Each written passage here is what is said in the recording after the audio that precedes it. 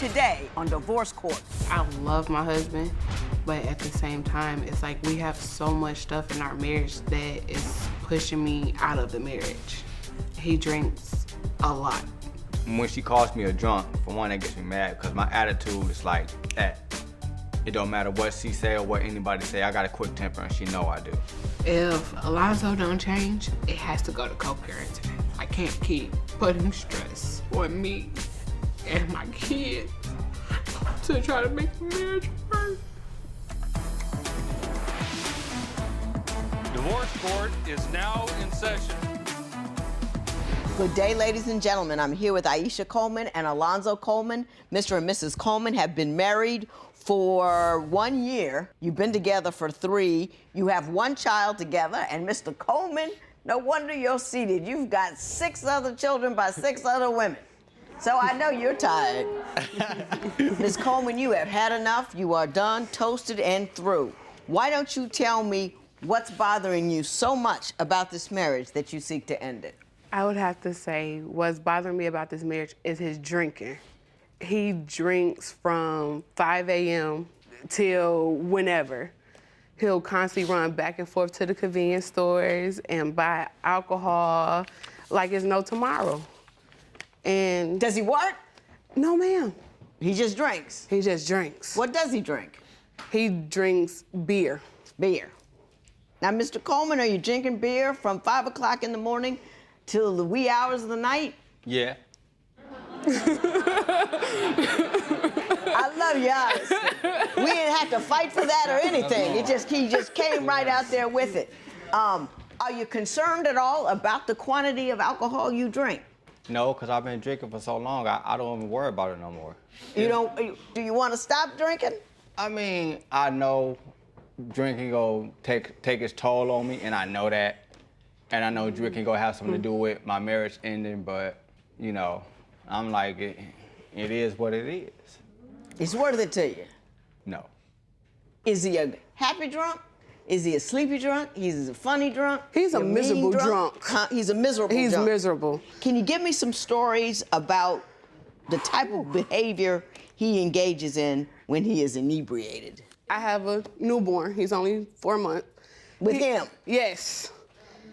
He'll hold him and be like if he put him down and my son will start crying, he'll be like, shut up. Talking about I just put you down. Mr. Coleman, is that true? Yeah. I raised my kids sort of like the way I was raised. I was taught like that. You know, my mama wasn't really there for me. She died when I was 6. You know, I talked to the kids the same way because that was my upbringing. Yeah, and I get that, Let me ask you this. Do you want them to turn out like you? No, I don't. So, would it not behoove you to change the manner in which you deal with your children, since the manner in which they dealt with you ended you up in that chair? I mean, you're only 38. I mean, believe me, I try every day, and after I talk to them, I sit down and I think to myself, but like, why am I talking to them like this? If I don't want them to come out like this, then, or sort of like me right now, right. I need to calm it down. But it's like when he gets to crying, or when little mama gets to crying, it just takes me back to when I was young and the way they used to talk to me. So I feel that. And you did you like it? No, the way they talked to you? No, I didn't. You know, as a grown man, you always have options. You got options to do something you didn't like or do something else. You got options. The easiest option is to do what you've already seen. Anybody can do that. That script is written. You can repeat it and you can read off of it. But a man truly can decide to put that script down and write another one. And that would probably require you putting the beer down first. But I think you can pick up another script. But now I'm gonna ask you something, Ms. Coleman. I don't mean, but you and 6 other women decided to sleep with this guy. Drunk? What were you thinking? His drinking, when I first met him, his drinking was not that bad. It really wasn't until we started getting his son. Then it seemed like that's when he started dealing with his other baby mamas. It seemed like this. Well, he's had those other babies' mamas for a while. But he wasn't communicating with them until I forced it. You don't deal with your other kids until she started to make you deal with your other kids? I've always dealt with my kids. I just never dealt with their mamas. Did you encourage him to talk to his baby's mamas? Yeah, so he can see his kids. But that still don't explain why his drinking is out of control. Like, his drinking is too horrible to the point where if he got $10, he could go spend it on a 40-ounce beer instead of giving it to me for a bill. Are you working? Yes, I work. You work, and you have one child with him? I have one child with him, and I have one child before him. And one child before him? Yes. And I know I asked this already, but I don't understand. You look over at this guy right here and you say, he's not working, got 6 other baby mama, drinks a lot. Why marry him? Back to it, I didn't think his drinking was that bad, to be honest, when I met him. Like, when I first met him and got with him. He's not really a drunk. He's really not a great criteria for marrying somebody. He must have brought something other than not being completely intoxicated to the table. He wasn't always intoxicated. It's to the point when we first got together, he would have like 2 beers a week. I was cool with that. But what I realized was the problem when he started stealing the money out of my baby's piggy bank for beer. You stole money out of the baby's piggy bank for beer? No, she think I did, though. He did. She think I did. If That's just like I have money. That's like how I have money come up missing and we don't know where it is. But every time something happens in the house, it's always my on fault. you. Gotcha. I get blamed for everything. It don't matter what it is. Do you have women hitting on you, Mr. Coleman? Yeah. I mean, I ain't gonna lie, I do.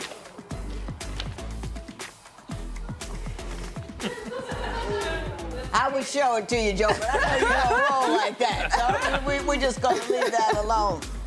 Women actually send you this stuff.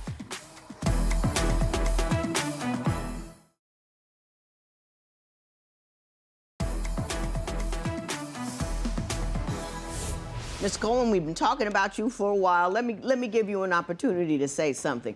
What are your concerns about Ms. Coleman, or is your purpose here to keep her as she wants to leave? I'm tired of her making feel like less of a man. She'll come outside. It could be me and the homies. We could be outside kicking it, drinking and whatnot. And she'll be like, you out here drinking and doing this and doing that when you know I need help in the house. Stop drinking with these people, come here and help me in the house. And well, let me ask you this. She says those things to you. Is there any truth to them? That you, in fact, are outside on the stoop with the beer and the dudes, and you could be in the house helping with the kids? Yeah, there's some truth to it, but, you know, I'm a man. You could pull me aside. You know, make it sound good, baby. Come over here. Let me talk to you real quick. You ain't got to be outside with it. You know, say something to my ear. You don't like to be fronted on in front of your boys. Don't make me look bad. I got a reputation. don't do none of that. I'm sure you do, Mr. Coleman. Oh, Jesus. I'm sure you do. Mrs. Coleman, you say he has a horrible temper and has these outrageous temper tantrums. Why don't you explain that to me? The reason I say he has such a... He acts like my 1-year-old when he gets mad. What does he do? It's to the point to where he's then kicked a hole in the door. He's then punched a hole in the wall. He stumped on my laptop. It shouldn't have been there. Boy, back. It's crazy. Like, how you gonna get mad because somebody is talking to you about something? If you did it, why not confront you about it? Okay, but what about the times I don't do stuff and you I always still get do blamed it. for it? You never right. See? You always exactly. Never right. This is why we get into it, because I'm always in the wrong. I'm always Johnny the bad guy. She ain't never wrong about nothing. Well, why don't you tell me what she's been wrong about? Give me some examples. That's like I got a Facebook page. She got a Facebook page. She knows my password to my page. Yep. She know my password to my messenger. She know all that. So if I'm asleep, well, I'm thinking she's asleep.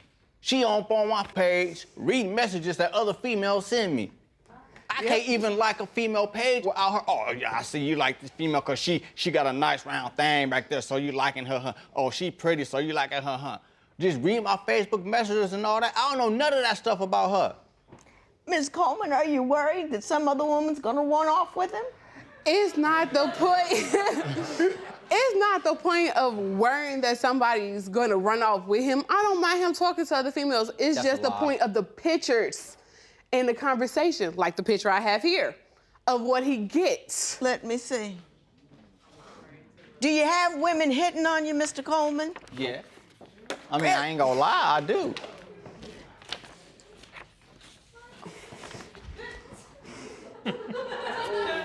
I would show it to you, Joe, but I know you don't roll like that. So we're just gonna leave that alone. Women actually send you this stuff. Yeah. And then look at the message of what he says, though. This is why I look. They But say see, when you look for but something, you hold on, find it. But hold on, I found hold on. it. I got something to say about that. We can go to the grocery. I found it. I found the treasure. But see, we can go down the street and a female can be like, how you doing, sweetie? And I can be like, oh, you know, what's up? Cause that's me. She'll get mad. Oh, don't have me beat that beat at. And she just said hi. But let me go down the street with her and the dude say something to her. If I say something, oh, you in the wrong. It's not the point of saying you in the Only thing wrong. he did was say hi, baby. A female got at me on Facebook talking about, what'd she say? This is a whole lot more than high, though. You Hello? know what I'm saying? This is all ratchet and in the Ghetto. cut and down low and guttified. You know what I'm saying? I mean, I don't even have enough adjectives for it. It's just, it's just, woo! I went home, opened my door. It's flip-flops in my living room by my door. He runs out of my room with my towel wrapped around his waist and tries to push me out the door. Told me, come back, I got company.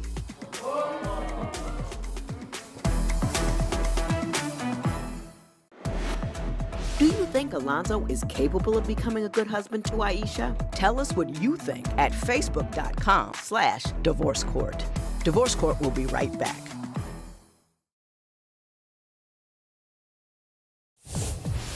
If you would like your case to be heard on Divorce Court, call us toll-free at 1-877-311-2222 or log on to our website at divorcecourt.com. Follow us on Facebook, Twitter, and Instagram at Divorce Court. I'm not gonna lie, I am confounded. I don't understand, I'm gonna leave it where it is. I understand, however, that you caught Mr. Coleman in your house with your child and another woman. Yes. Explain that to me. I worked mid-shift at a convenience store, and my schedule was always the same. He kept calling. What time you get off? What time you get off? So I say something up. I say I get off at 9 p.m. He like, all right, I got off at 7. I went home, opened my door. It's flip-flops in my living room by my door. I say, okay. He runs out of my room with my towel wrapped around his waist and tries to push me out the door. Told me, come back, I got company. Now, Ms. Coleman, you've been smiling and laughing this whole time. Aren't you outraged, angry, upset, or something? But that was just my I friend, don't though. understand. She wasn't talking to you. I don't understand. It's to the point to where you have to try to keep a smile on your face, but deep down it's like a burning pit to where it's like you don't know what to do. Your emotions is just bottled. I know what to do. You just get rid of him. Try that. I don't know what I honestly, and I'm sure you're fun at a party or something, but I honestly don't know what he brings to the table as far as you're concerned. Alcoholism, heartache, foul mouth, other women. What's the upside? Where is it? Show me what I'm not seeing.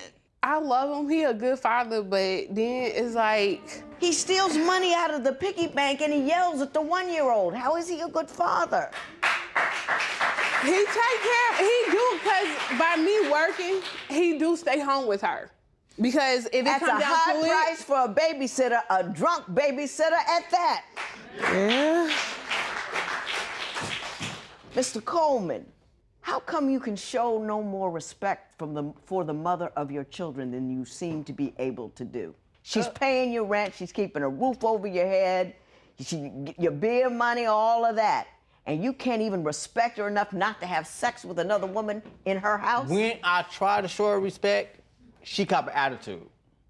It's be times to where I could tell her I'm going to the store.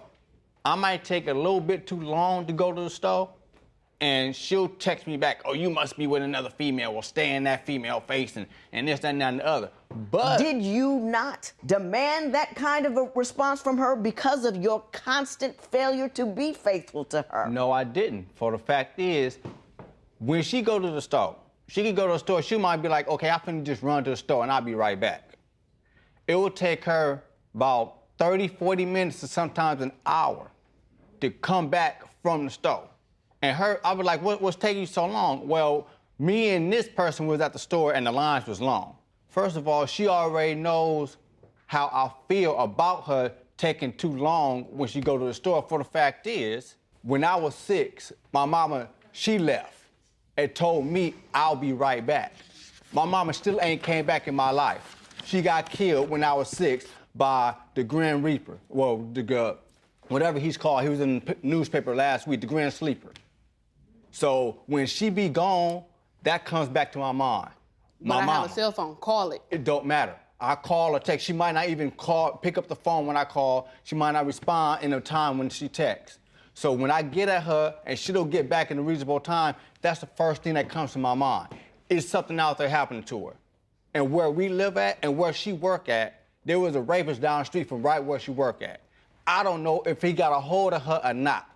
So if she don't get back... No. I hear what you're saying. Don't believe it, and I'm gonna tell you why. What does Alonzo need to do to save his marriage? Share your opinion on Twitter and Instagram at Divorce Court. Divorce Court will be right back.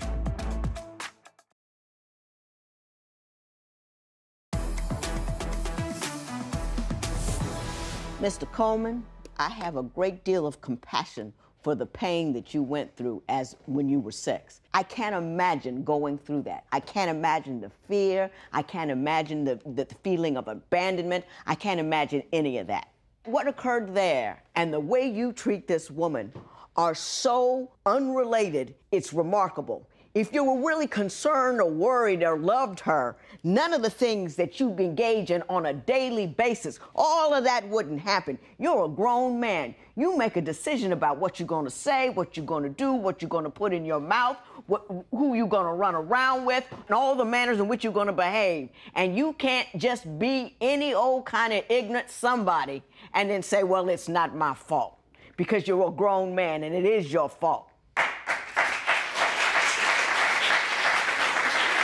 Mrs. Coleman, let me say this to you. I don't know, there's nothing wrong with being alone. There really, really isn't. And I don't know if the pickings are that slim in your neighborhood that this appears to be something that you should have done. But I can't imagine that it would be better to be with a man who drinks, who curses out your kids, who spends your money, who's just nasty and rude and unkind. How that could be better than just being on your own, I can't figure that out.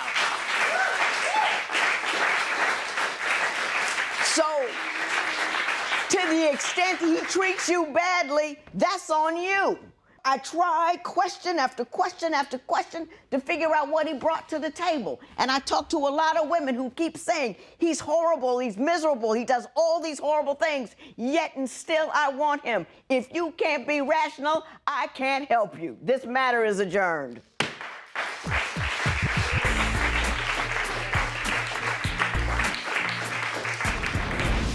I feel like she's right. I do have to find somebody else that is willing to treat me as a queen, as my mama raised me.